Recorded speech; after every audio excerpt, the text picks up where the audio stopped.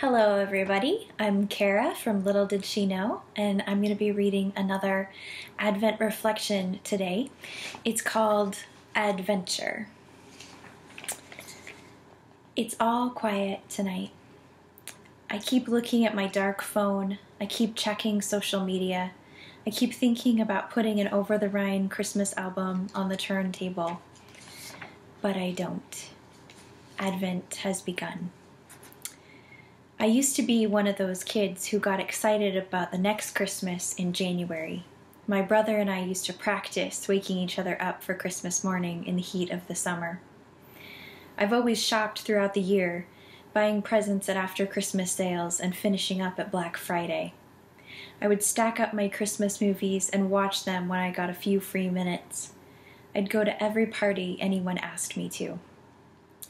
I bought sparkly tights and wore ugly Christmas sweaters and turned up my Christmas playlist in my car. But somewhere along the way, the little girl who was so excited about Christmas became someone who was chasing after what that used to feel like. A friend asked me recently if I was going to be writing about Advent. She searched my blog and told me that she came up with all of my posts on adventure. My first question: I have posts on adventure? But it got me thinking, as words sometimes do, and I looked it up because I'd never noticed that the word Advent is contained within adventure. As I read about these words fraught with meaning, thank you, etymologyonline.com, I discovered something which made me pause, thankful for the silence. Both words are derived from the Latin verb advenire, to come. Advent comes from the past participle stem, as in has come. Adventure comes from the future participle, as in will come. I'm sitting here in the present tense, realizing that I'm breathing somewhere between has come and will come, between Advent and adventure. I like to wail a little in Advent.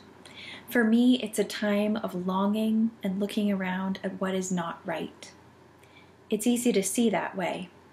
It's easy for me to find those things inside myself that I hope for, not the things I've managed to put on a Christmas list, but the things that make me literally ache with want.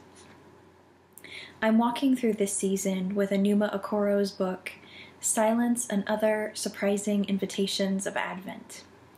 For the moment, this means that I'm also walking with Elizabeth and Zechariah. In day 1, she says, Zechariah and Elizabeth know something about longing and waiting. They must also know something about the difficulty of maintaining faith and hope. Her prayer at the end of that day begins, God, teach us to be patient during times that make us uncomfortable. I don't think it's just me either. In this time of light at the end of the tunnel, is it the sun or a train? It feels like many people in my sphere are crying out to God, grieving what hasn't happened or hoping against hope for what seems to be happening but hasn't happened yet.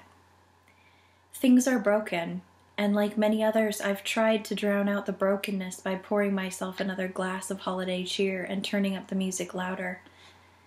But not this year.